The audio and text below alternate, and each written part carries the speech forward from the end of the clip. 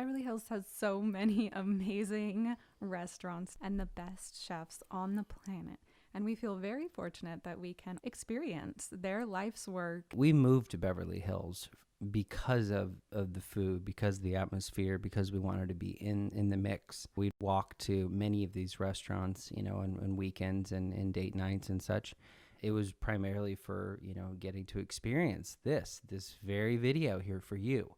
We probably, I'd say, done about 75% of all of the restaurants of the nicer ones. We've tried them. We haven't tried a lot of the smaller, more local mom and pop places. But yeah, every restaurant, no, we didn't go to every restaurant. It'd take you years and years to go to every restaurant, even in Beverly Hills, because you want to go back.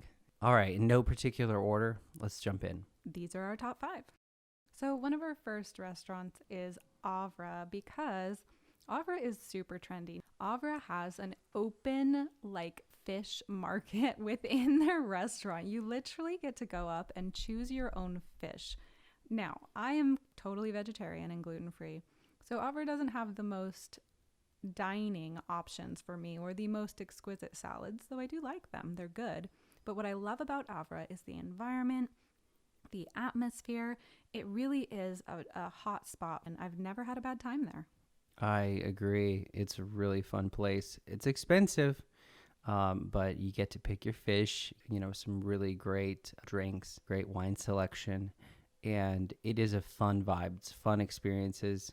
It's a really solid lunch or dinner spot. It's modern, it's clean, and it's not offensive. We are eating fish. We just inhaled a 2-pound branzino. And 3 pounds. The only downside on that would be they should accommodate with like not having to buy an entire fish. They should do it by the pound or something. I went with Allie one time, and what am I gonna do? Get a 4-pound branzino? Like, come on, give me another option, you know. And they have other entree options, but for the most part, the whole thing's built on like a whole fish. So kind of bummer there. And there's the poor little guy. What's left of him. So next we have the winner for the most picturesque restaurant. If your goal is to go to Beverly Hills and get a meal with a view, you have to go to the Rooftop by JG. Ready. It's not the best in terms of the cuisine, I would say. It's good. It's Beverly Hills good, which is higher than average, but I wouldn't say it's something absolutely exquisite. They have a limited menu, and the restaurant downstairs actually has a more full like menu, but it's much more formal and expensive, and it doesn't have the same view. So I actually prefer the Rooftop. I tend to get pretty much the same thing every time because it's pretty much the only thing on the menu that I'll get, but it's really good still. It's like a green pea guacamole, and I get it with vegetables, and honestly, it's a meal for me. It's so much food, but it's so good. Yeah, they've got some yummy little, I'd call it bar food, really. You know, it's little bite sandwiches. You've got a bunch of appetizers, and you know, there's really the nice drink balance. There's plenty to offer, you know, there for different drinks and stuff. But I would go for like a lunch if you are to go, or a late lunch, so you can kind of see maybe the sun starting to set. And it is really beautiful up there. They did some really awesome renovations, and as Ellie said, the best views. Be mindful though, the parking, if you do valet parking there, it's $58, I believe. And if you try to get your parking validated, they're going to knock $20 off of that or something like that. So you want to park a couple streets away and then stretch your legs, save yourself $60 and spend that on, you know, your meal.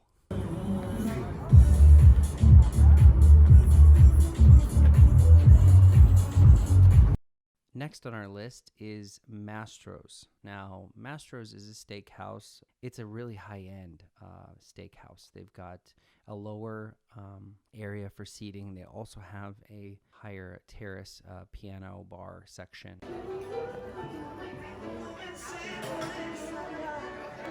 You have to ask for that specifically. You do need to make reservations for this place. I love their veggie roll. Veggie roll is fun. And the lobster mashed potatoes are heavenly. They're $38 though, so you got to be prepared for that. And you have to get those, and then you have to split them, of course, because it's $38 of mashed potatoes. There's a tomahawk chop. It's an 18-inch bone. It's up there. But, when in Rome, right? When in Rome. Now, you don't have to get that to have a fantastic experience. You do have to get the lobster mashed potatoes, though.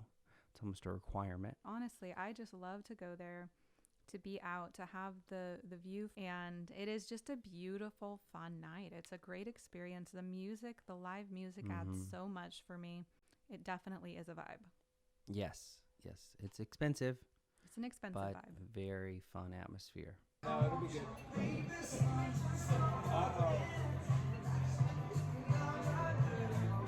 So our next restaurant is Cantina Frida, and if you watched our What Can You Get with $100 in Beverly Hills video, you will be very familiar with Cantina Frida. It is one of our absolute favorites because we both really love Mexican food, and Cantina Frida does a really good job. Yes, and pre-pandemic, they did tableside guacamole, and they have wonderful drinks there, lots of fun drinks. Ooh, very nice. Ooh. It's good. It's very nice. That's a Cadillac, the Grand Marnier. It really is so easy to eat vegan, vegetarian, and gluten-free here. There are multiple Cantina Fridas. There's one just south of the Triangle, and they've got like a mole platter. It's incredible.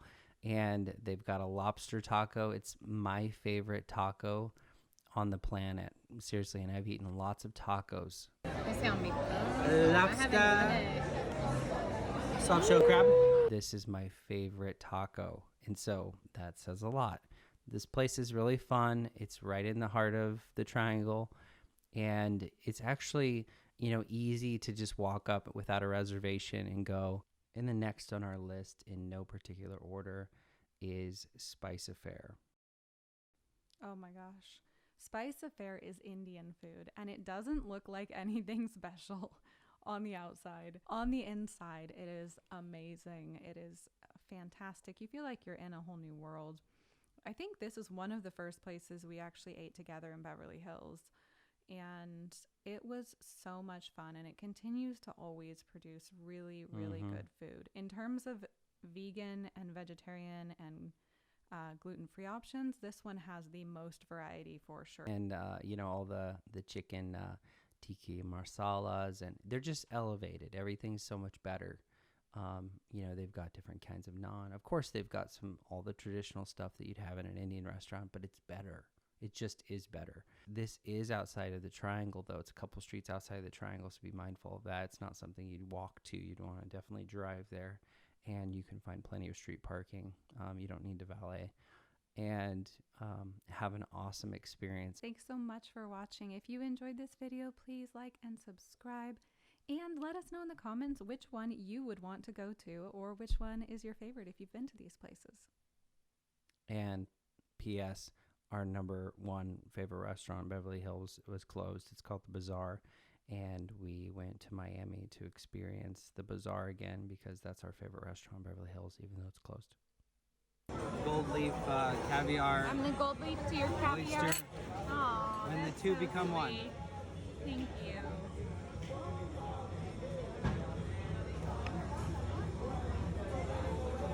Guys, I'm the gold leaf. So sad. Go to Miami, guys, because Jose Andres is our favorite chef, and that place was awesome. Little moment of silence for The Bazaar. We'll go to Miami.